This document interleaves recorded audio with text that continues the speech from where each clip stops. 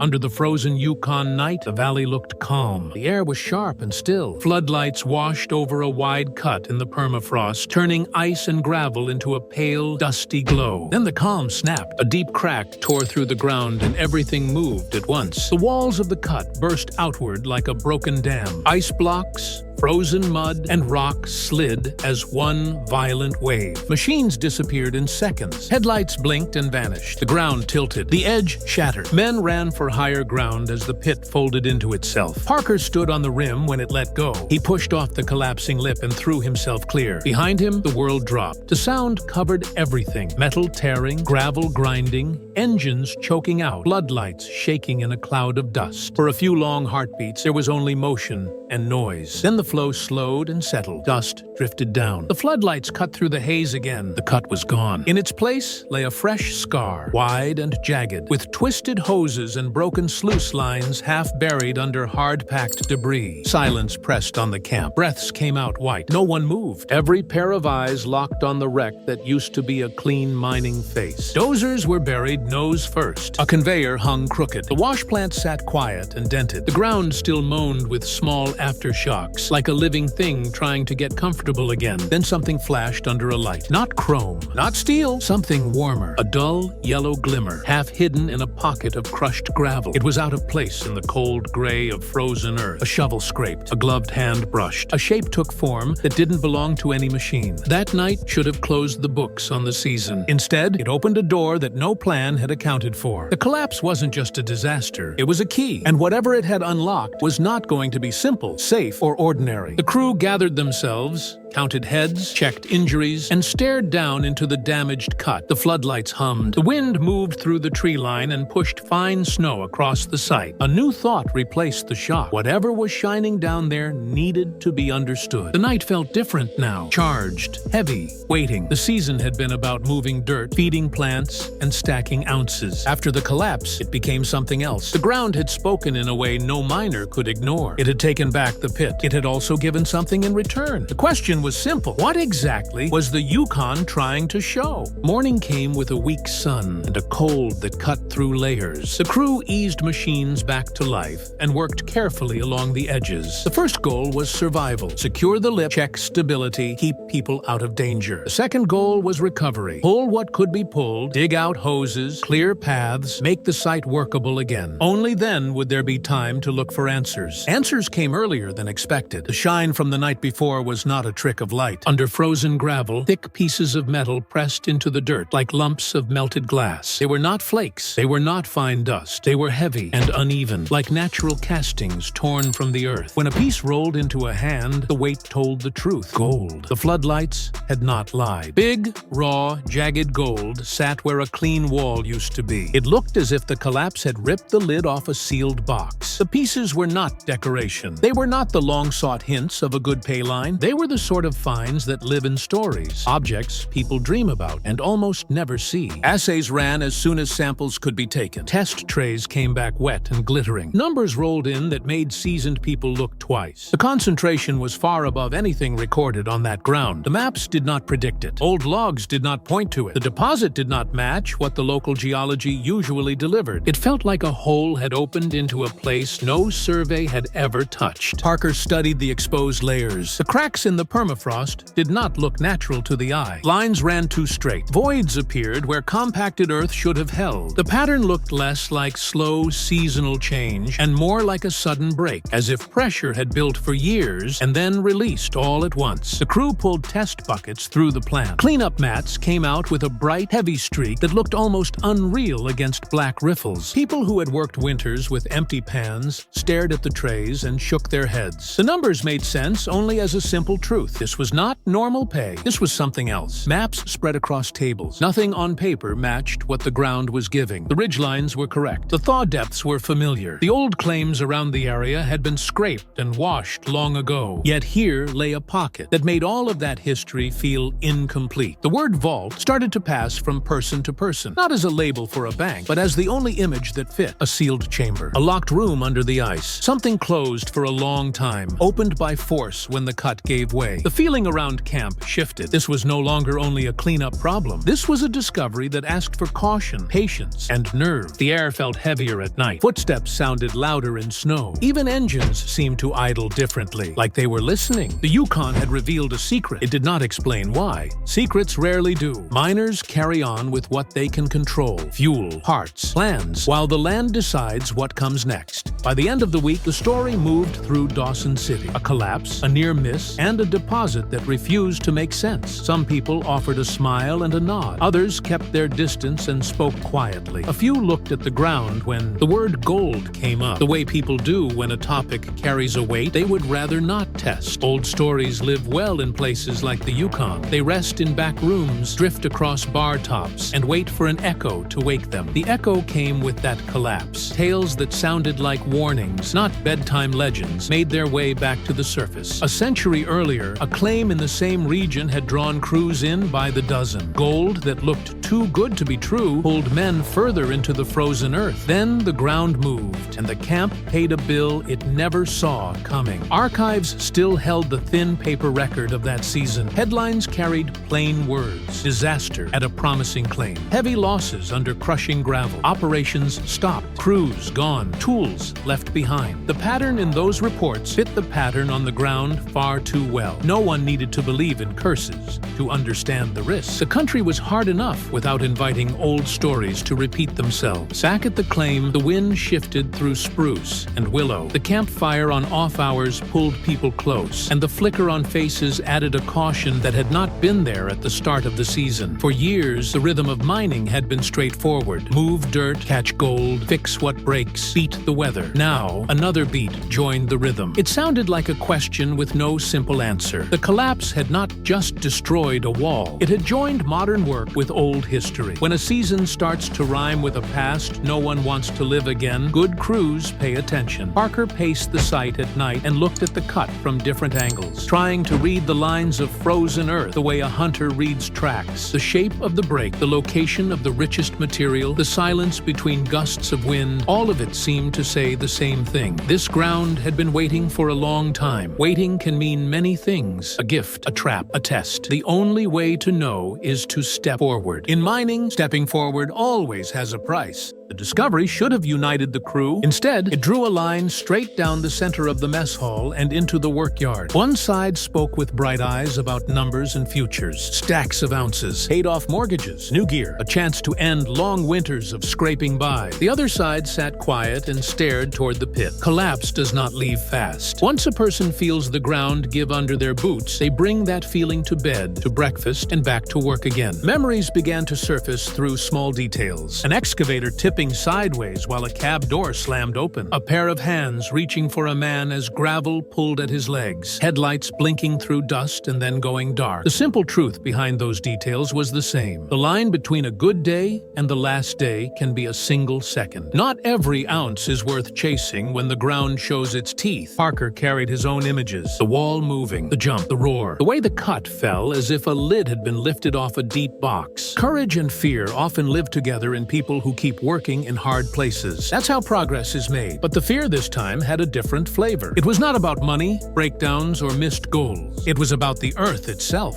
Daily routines changed. Machines idled longer. Radios stayed alive during meals. Some operators checked their walk around twice. Others walked to the edge and looked down longer than needed, as if a few extra seconds might teach the ground to stay put. Work still moved forward, but it moved differently. Hesitation had joined the crew. Leadership in these moments is not a speech. It is a steady presence that acknowledges risk and sets direction. The direction chosen here pointed toward the exposed pay. The deposit was too rich to ignore. The season had already taken its share of time and fuel. Empty hands do not carry seasons forward. Gold does. Still, there was a cost to asking people to go back into a cut that had tried to close over them. Trust needed rebuilding at the same time as the pit needed shoring. Plans were drawn to stabilize walls, adjust approach angles, and control vibration. The plant schedule schedule shifted to take test loads and study how the ground reacted. Every move aimed to respect the site and nudge it back towards safe work. Yet even with safety steps in place, unease remained. The land felt watchful. The air after dark seemed to hold sounds a little longer. When crews feel watched, they look for eyes, human or otherwise. And soon enough, signs appeared that the only eyes out there were not just on the mountain. Fresh tracks crossed the snow near the tree line where there should have been none. The pattern did not match camp traffic. Boot prints showed up where no one on the crew had walked. Headlights flashed on distant trunks and blinked away when engines approached. These were not habits of the wind or the wildlife. They were the habits of people who did not want to be seen. The Yukon has always blended hard work with hard competition. Rivalry is part of the culture. Claims sit beside claims. Pride runs deep. News travels fast. A discovery that refuses to fit the map draws attention. Attention draws more. The signs around the boundary made that clear. While the perimeter tightened, more lights, more cameras, more patrols, another signal arrived from inside the cut. The fractured walls told a story to anyone willing to read slowly. Cracks moved in angles that looked planned rather than random. Gravel loosened where cold should have held it tight. Pockets appeared that matched disturbance more than season. The pattern resembled force, not the lazy force of thaw and freeze, but the targeted kind that aims to make something give. If the collapse had been encouraged, the near miss grew heavier. A natural slide is an enemy to be managed. A created one is a threat from a human mind and hand. That difference changes how night feels, how mornings begin, and how a crew looks at the tree line. Security measures can calm nerves only so much. People still have to work with their backs to a wall and their eyes on the face. Paranoia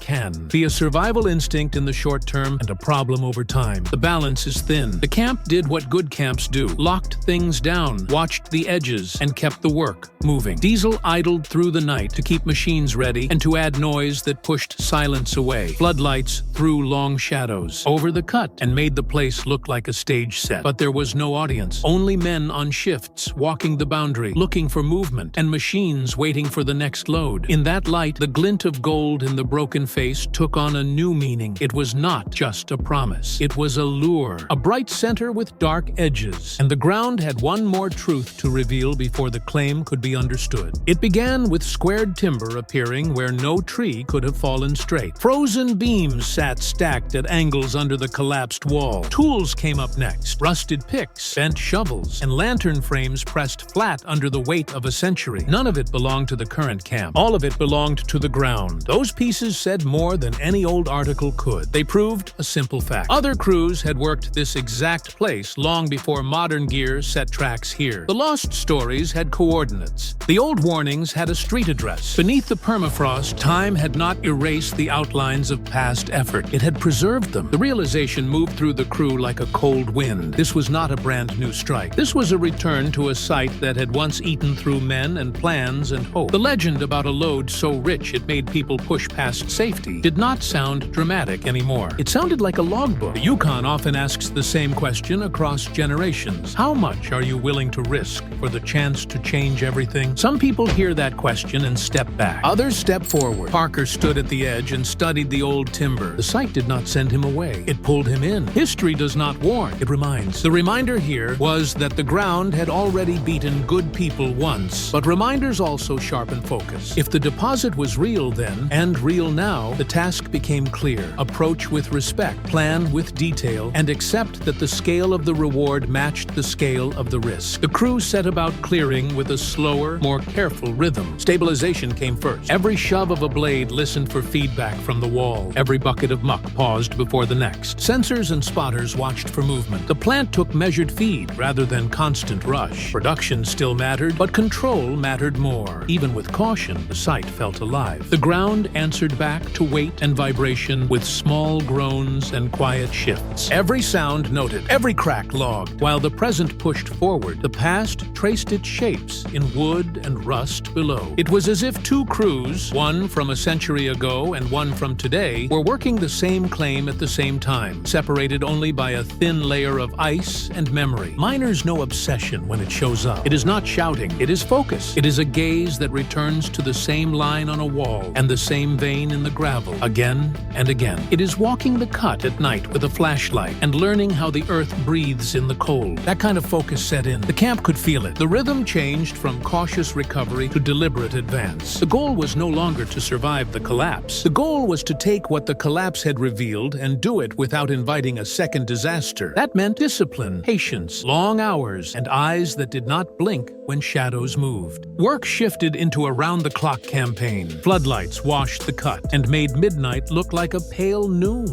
Excavators moved with steady precision at the base, trimming and peeling, never biting more than the wall would give. Dozers fed conveyors with care, like waiters sliding plates onto a crowded table without spilling a drop. The wash plants rumbled with a constant, measured hum instead of a scream. Every operator felt the weight of the place and treated it like a live wire. Fuel bills climbed. Hoses split. Bearings complained. Welders burned rods under tarps in the wind. The crew took short breaks and pushed back in. Everyone understood the stakes. A deposit like this could turn a hard season into a defining season. It could change careers and families. It could fix years of thin margins in a matter of weeks. That kind of possibility keeps people on their feet when the cold says, sit down. Cleanup trays told the story shift by shift. First a confident sprinkle, then a bright ribbon, then a pattern that looked almost greedy in the way it filled riffles. Nuggets clicked against steel, fines layered in dense sheets. The plant crew lifted mats with a care normally reserved for fragile things. Buckets came off the end with a weight that did not match their size. Numbers collected in a notebook. Not guesses, not dreams, actual counts. The tally climbed with a shape that felt unreal. And yet there it was, on the scale. People who had promised themselves to keep calm let a smile out, then tightened it away again. The place still demanded respect. The ground had not earned trust back. It had earned caution. Sleep thinned out for management. Routes across the site grew familiar in the dark. Rim to ramp, ramp to plant, plant to fuel, fuel to office, office to edge again. Every stop brought a new decision. Shift a line, slow a feed. Swap a machine to save a failing part. Speed and patience played a strange game. Push hard enough to bank the window of good weather and stable walls. Hold back enough to avoid a second collapse. The line between those 2 points moved hour by hour. Sometimes the land sent warnings. A deep groan from the wall, a hairline widening in frozen ground, a vibration running up through a trackpad. When those signs came, the crew stepped away, reset, and breathed. Then they went back in with adjustments. The goal never left the center of the table. The campaign began to look like a siege the crew intended to win with discipline rather than force. No shouting, no reckless gambles, just clean movements, constant monitoring, and the kind of focus that turns long days into one continuous day. Then the vein opened properly. Not a flash, not a tease. A sustained run that fed the plant like a river finally finding its channel. Loads rolled steady. The wash thundered. The mats came out heavy over and over again. The numbers in the notebook started to look like the kind that get talked about for years. People who had been on the fence felt the pull of success. Even the skeptics put their shoulders in harder. A story was being written one pan at a time. Through all of it, the sense of being watched never completely left. Floodlights painted the tree line. Guards traced the perimeter. Strange tracks showed less often but did not vanish. Whether the first collapse had been helped along or not, the lessons stuck. The Yukon tests people from more than one direction. Nevertheless, the work held its line. The push continued with the care and momentum of a freight train. Every hour moved the tally forward and the season toward a finish no one would have predicted. When the dust finally settled and the last mats were rinsed, the scale gave the truth in a neat, brutal number. The haul stood at a level that made veteran miners shake their heads and exhale. A total near $45 million